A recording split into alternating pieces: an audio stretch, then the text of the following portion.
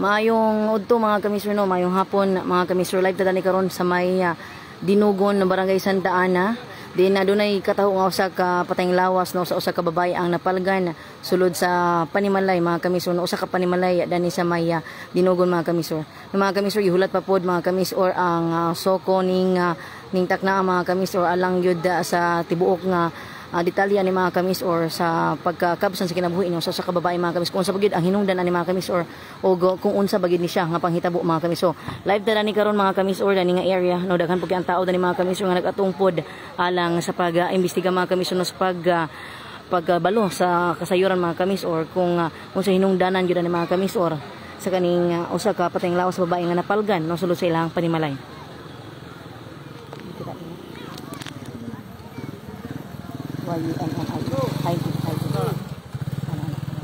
Yellow siya color. Ayun, so nato dahil medyo suok siya mga kamis or no, sudlunon na siya nga area mga kamis or muna di po siya dali nga makita mga kamis or no. Matupabot karon mga kamis or sa mga rescuer pod mga kamis or no, sa mga topong otoridad mga kamis or kung unsa ba gyud ang hinungdanan mga kamis or unsa ba ilang investigasyon mahitungod niini.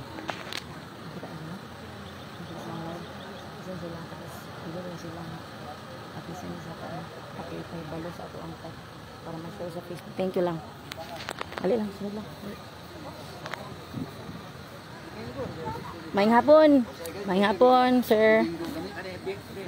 Ayun. Sir, pwede mangutan na kung kaning kaila ba mo aning nasa sulod sa balay. Pwede ka interviewon, sir? Ay, dana ka, sir? Ano, gagaw man ninyo. So, sir, maayong hapon, sir, no, live ta karon sir sa Miso Radio, no. Kauban nimo si Miss Julina. So, sir, pwede mga yuog informasyon. Sir, ang kanibong babae nga nagpuyo aning balay, ilan ning balay, sir? Oh, yeah. Sir, isa. Kuan madlaw, siya kagid isa zero. Dayon kahit tulo man ni ka anak niya. Ay ang mama nito mag Manila, ay ang papa nito bawas daysang. So, estudyante man sila ambot karon wa siya ka eskwela sila, sila klase. Bilento sa karon yun. College sa sir.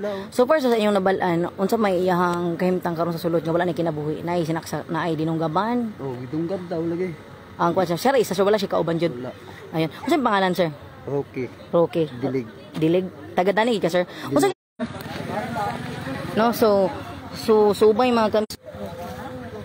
So Rocky Dilig mga kamis or no nga ang kaning ang babae mga kamis no, nani siya pangidaron nga 19 anyos mga kamis or oga nag-eskwela ni siya mga kamis or oga so far karon mga kamis so siya lang isa no dani kay wala ni siya kauban kay ang yapong ubang maigsuon no tapos sa ubang mga dapit mga kamis or so ato pong hinabiyon karon mga kamis or no ang hempeg gyud sa Tagulon Municipal Police Station kaya naa man gyud sila dani mga kamis or no nag-imbestiga no gani na po dani ang ato ang mga rescuer no gikan pod sa buhatan sa MDRRMO Taguluan mga kamisor. So atong sayron mga kamisor dito sa sulod na area no, sulod nga dapit mga kamisor kung unsa gyud ang posible kang hinungdan aning mong kamatayon mga kamisor sa usa ka babae mga kamisor no, nasa 19 anyos ang pangidaron.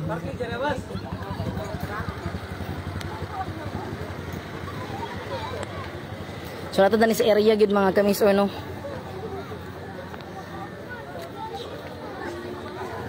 Ayun, din mo ni ang area mga kamis or sa Panimalay. No, napod na ni mga kamis or no, ang subo kayo pod ng mga classmate sa maong babae mga kamis or.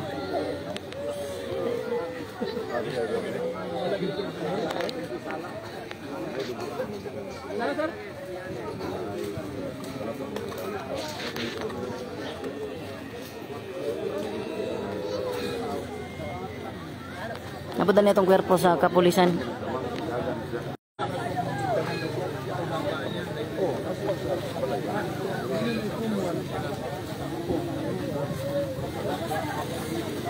May mangita pa tag pwede mahinabi mga kamiso. Pagkuan. Mayong udto sir. Mayong udto sir sa Miss Radio din ni sir. This station. Kaning pwede maka-interview mi sir. Kisaya mo. Sir Sai. Miss Radio. Oh, interview. Interview ba? Isa kayo sa Tamaga. Ikaw interview mo. Kami, kita kami magkitawagan doon dito. Ayun. Dito ra kanili. Sige. And mga kamisyon, natay magkauban ka mga kamisyon atong mahinabi si Sir Cyril mga kamisyon. Ayan, Sir Cyril Kambal. Sir, kaning unsa may panghitabuan ni day, sir?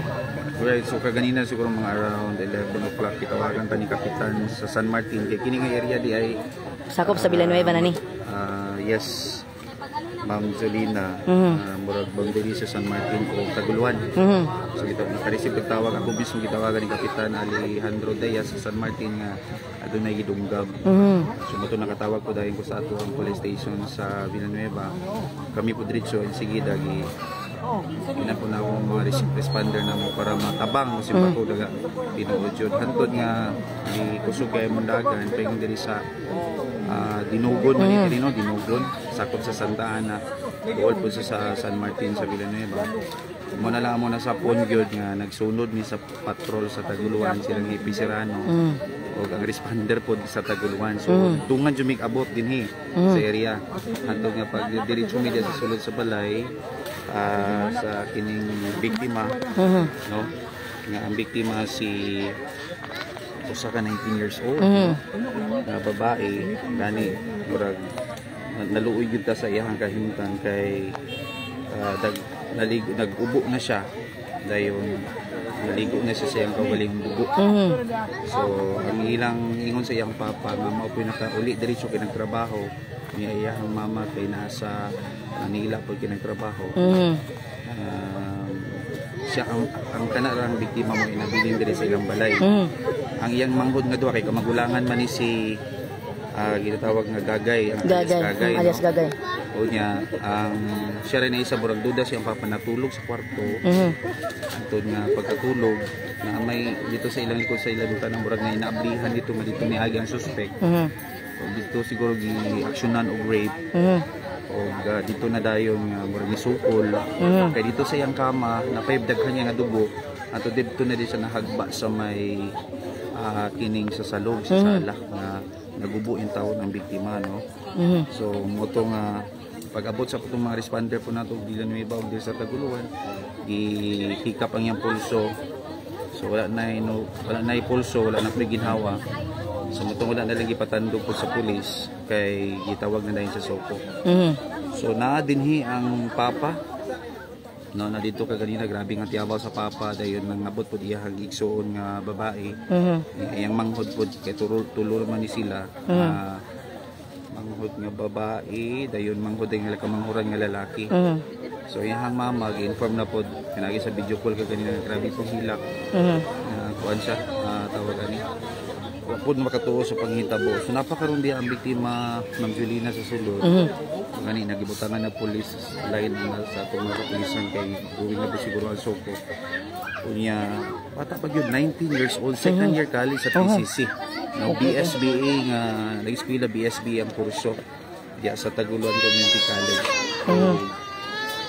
tawag ani duda sa base sa mong hinabi kanina kaya naman po diyang uyab din na-chat pa daw siyang uyab kanina mga alas 8 kapin niya nakamaydi pa ang biktima sa iyang Facebook na diha sa ubos kay niya diha po sa ubos base po sa mga hinabi na to kaganina nga naay nagtrabaho mga trabahante diya nga sige sit sa iya nagatim og panguyab sa iya so mao ilang gipangita atuan na po sa profiling na po sa mga pulis apan gi-check na mo ang likod kay mga kasagbutan lagi naging mga murag dito po siguro ni exit ang suspect pero ang gigamit nga pagdunggab nga kutsilyo wala pa naman na-retrieve wala pa labi nung pinangita ay dito sa kasagbutan kaganina possible nga igilabay pero wala gyud so luoy gid kayo ang babae naghapa yung taon sa iyang kaugalingon dugo so wa po nato mabal-an kung asa iyang samad basta sa iyang likod puno na gyud sa dugo so unya na nato mabal-an during sa kining pag-abot sa Soko